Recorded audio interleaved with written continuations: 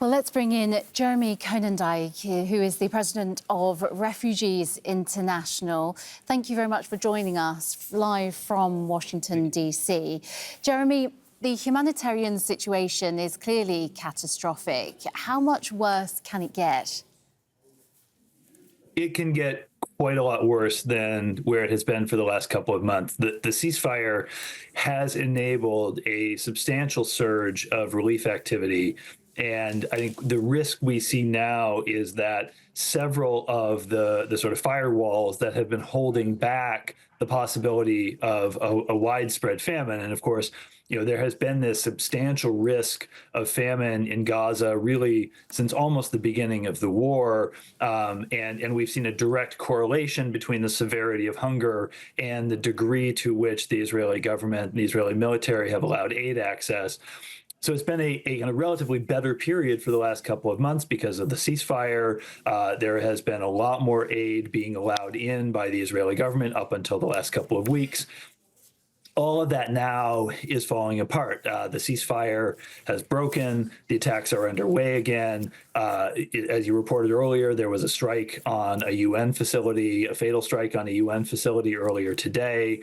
That is going to hugely worry humanitarians whether they can safely move. The Israeli government has been blockading the territory and not allowing the aid to enter for the last few weeks.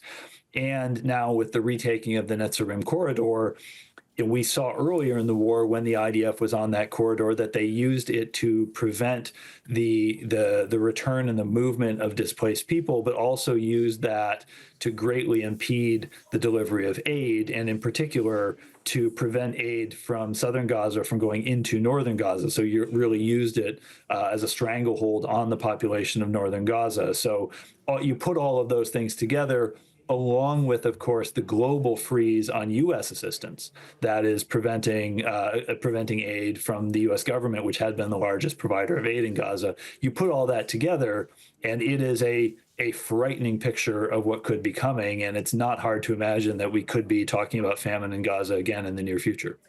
And Jeremy, taking all of that into consideration, the collective punishment which this is, international humanitarian law says that that's illegal. So what can organisations do about it, like the UN? I think this is a question that many people ask a lot. What can actually be done?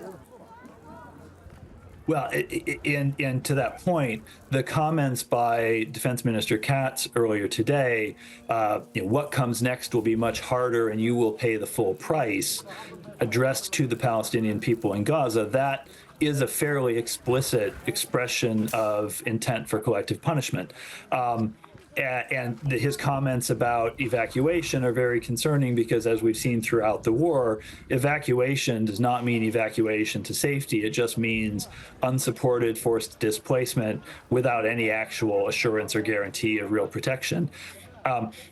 What needs to happen is governments need to be pushing the Israeli government very, very hard to comply with international humanitarian law. They, of course, also need to be pushing Hamas to comply with international humanitarian law. Indiscriminate bombardment is a violation of IHL. Holding of hostages is a violation of IHL. And this kind of reciprocal disrespect and total disregard for IHL is a big part of the reason why this conflict has been so hard to resolve.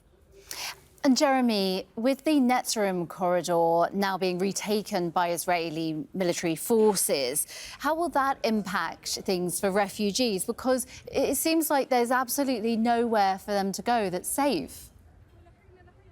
Yeah, and what we saw in the previous phases of the war, when the IDF was controlling that corridor, was they would use it to block and limit the movement of aid, particularly aid into northern Gaza. They would use it to block the movement of people.